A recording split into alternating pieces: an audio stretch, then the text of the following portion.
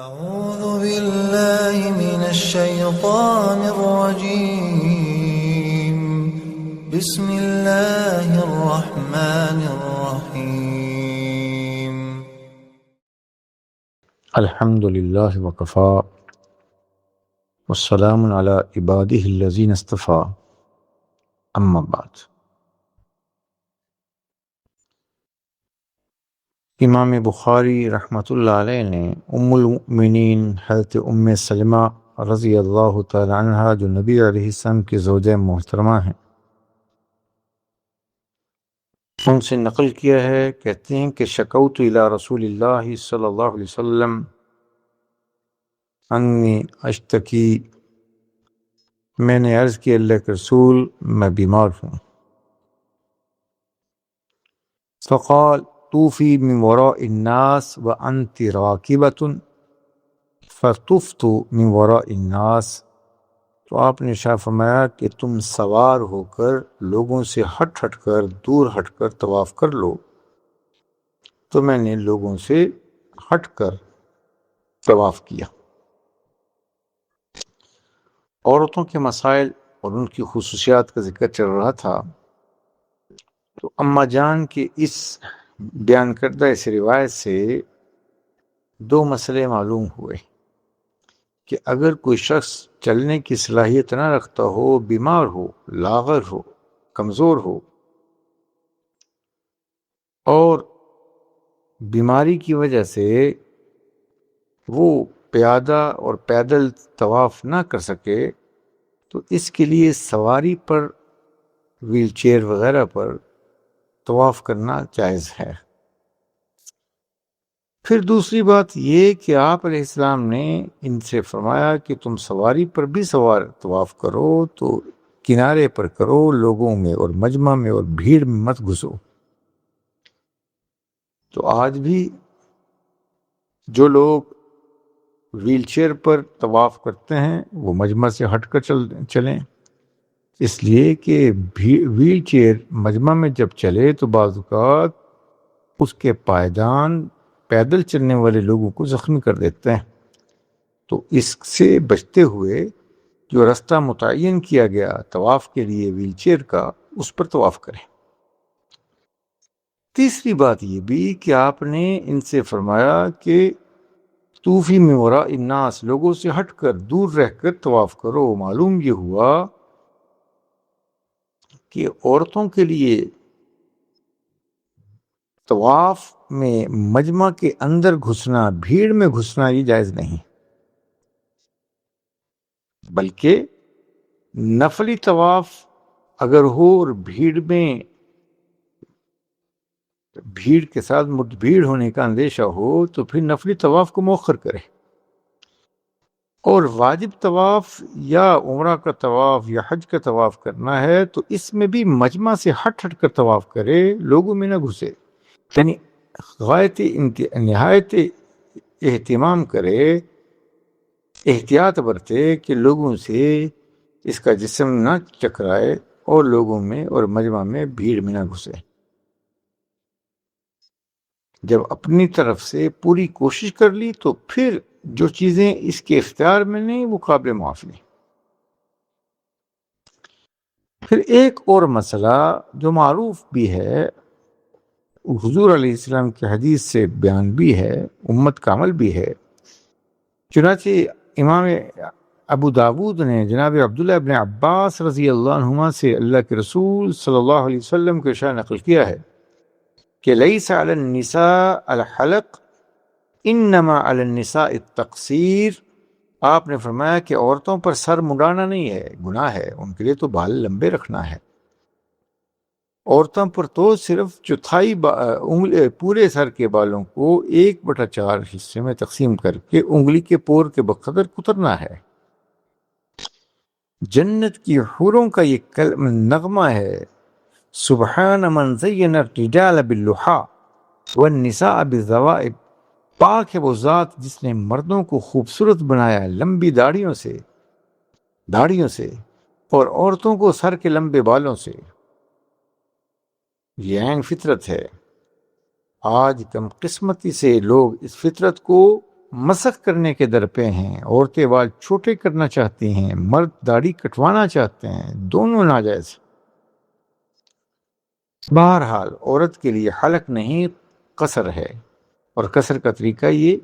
کہ پورے بالوں کو 4 حصوں میں تقسیم کر لے اور پھر ایک بال ایک حصے کو اپنے انگلی پر بل دے لے، انگلی کے پور پر، اور پھر اسے کتر دے۔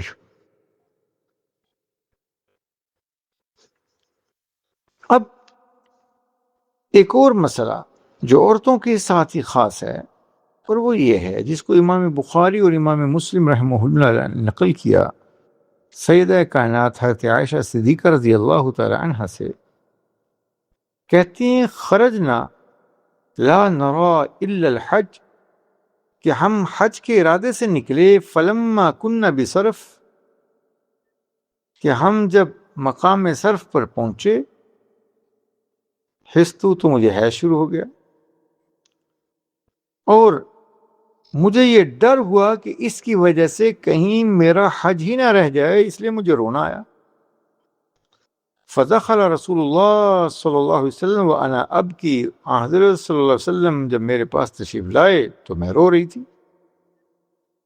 فقال، آپ نے فرمایا ما لکی، تمہیں کیا ہوا؟ پھر خود ہی اندازہ کر کے فرمایا انفستی، کیا تمہیں حیض آ گیا ہے؟ قلت نعم، میں نے عرض کیا کہ ہاں جی ہاں اللہ کے رسول صلی اللہ علیہ وسلم۔ آپ نے فرمایا ان هذا امر كتبه الله على بنات آدم، آپ نے فرمایا کہ یہ تو ایسی چیز ہے جو اللہ نے آدم علیہ السلام کی بیٹیوں یعنی تمام عورتوں پر مقرر فرما دی، تم دل چھوٹا نہ کرو، بلکہ تم کیا کرو، فقضی ما یقضی الحاج، حج کی کوئی منافی نہیں ہے حیض آنا، تم سارے وہ امور ادا کرتی رہو جو حاجی کرتے ہیں، وہ مینا جائیں گے تم بھی جاؤ، وہاں ذکر وہ نمازیں پڑھیں گے، تم نماز نہیں پڑھ سکتی، نماز نہ پڑھنا، مینا جانا، احرام باندھ کر مینا جانا، ذکر اذکار کرنا، تلبیہ پڑھنا، سب کام جو حاجی کرتے ہیں تم بھی کرو، غیر اللہ تطوفی بالبیت حتی تطہری، تو آپ نے فرمایا کہ سوائے بیت اللہ کا طواف نہیں کر سکتی جب تک کہ تم پاک نہ ہو۔ تو لہذا عورتوں کے لیے حیض اگر آ جائے حج کے دوران تو گھبرانے کی بات نہیں ہے، بلکہ یہ وہ تمام امور ادا کریں گی، مینا میں بھی جائیں گی، گھر والوں کے ساتھ ذکر اذکار کرتی رہیں، دعائیں مانگتی رہیں، پھر عرفات کے میدان میں بھی جائیں گی، وہاں وقوف عرفات بھی کریں گی، دعائیں مانگیں گی، نماز پڑھنے کی ممانعت ہے سب جانتے ہیں، اس کے بعد عرفات سے مزدلفہ بھی آئیں گی اور وہاں پر رات بھی گزاریں گی اور ذکر اذکار کرتے ہوئے، اور پھر کنکریاں ڈھونڈی، اور پھر صبح صادق ہو گئی، فجر کی نماز پڑھیں گی نہیں اس لیے کہ ان پر فجر یہ حیض کے حالت میں نماز نہیں، ہاں پھر اس کے بعد وقوف مزدلفہ کریں گی، اور پھر براہ راست مینا آ کر جمرات پر جائیں گی، بڑے شیطان کو کنکریاں ماریں گی، پھر قربانی جو ہے ہاں وہ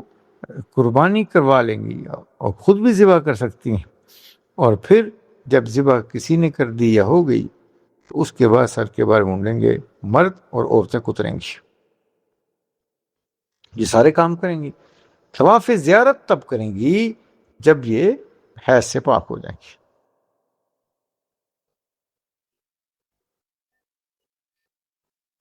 عورتوں کے لیے یہ مسئلہ عام حالت میں کہ جو عورت حالت حیض میں ہو اس کے لیے احرام باندھنے کے لیے بہتر طریقہ یہ ہے کہ وہ وضو یا غسل کر کے قبلہ رخ بیٹھ کر نیت کر لے، وہ تلبیہ کہے،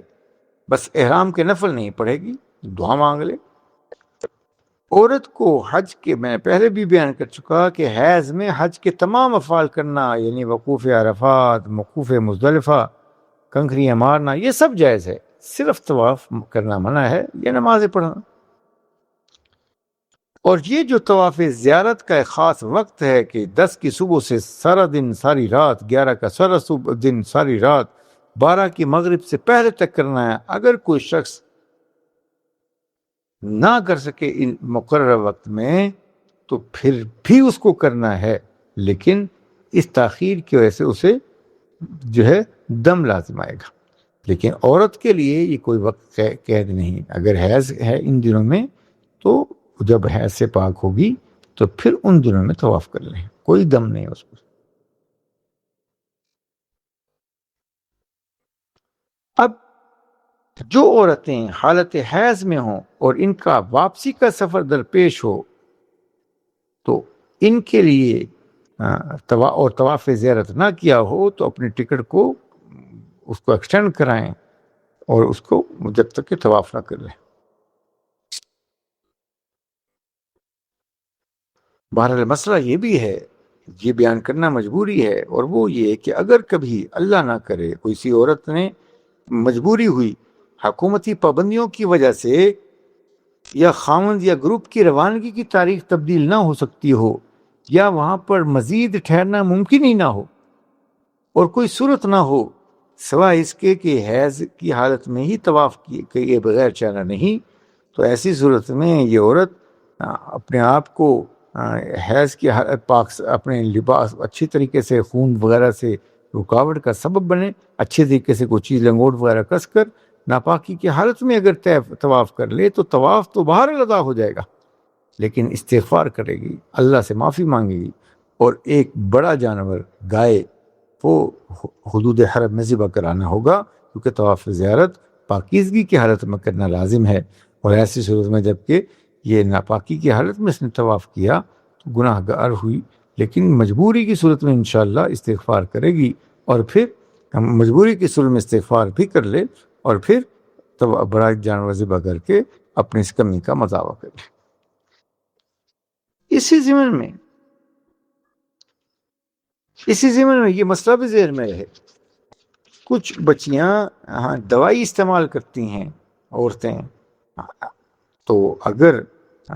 جب عمرہ کے لیے جا رہے ہیں یا حج کے لیے جا رہے ہیں تو کہ زیادہ سے زیادہ وقت عبادت کے لیے طواف کے لیے ملے، اس لیے دوائی کھا لیتے ہیں، تو